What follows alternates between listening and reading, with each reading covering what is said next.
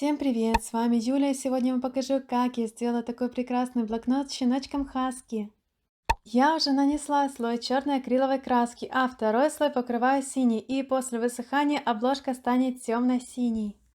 Дизайн обложки будет по моему рисунку, ставьте на паузу, чтобы срисовать. Аккуратно вырезаю рисунок по контуру. Готово! Далее отделяю голову от тела и вырезаю галстук-бабочку. Разминаю, расплющиваю и раскатываю белую полимерную глину. Кладу рисунок сверху и хорошенько прижимаю. Под пласт глины будет удобно подложить пергамент или фольгу. Сначала вырезаю рисунок по контуру и убираю лишнее, затем вырезаю глаза и нос. Вынимаю эти части и убираю лишнее. Таким же образом вырезаю по контуру тело с хвостиком. Далее буду использовать сухую пастель. Розовым цветом выделяю щечки и внутренние части ушей. Серым придаю окрас, как было на рисунке. Это все очень долго, но я вам пытаюсь показать все максимально понятно за короткий срок.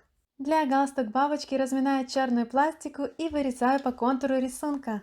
С помощью этой части соединяю голову с телом.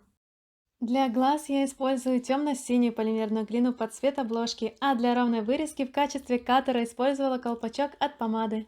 Стеком делаю в глазах по две ямочки, кладу в них скатанные шарики из белой полимерной глины.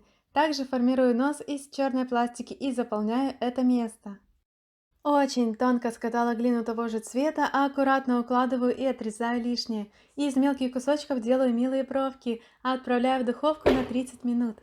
После запекания снимаю фольгу с обратной стороны и пилкой делаю белый контур. Наношу клей и приклеиваю по центру. Вот такой крутейший блокнот получился. Выглядит очень мило. Ставьте лайки, подписывайтесь на канал и обязательно посмотрите эти видео. Всем хорошего дня и до скорых встреч!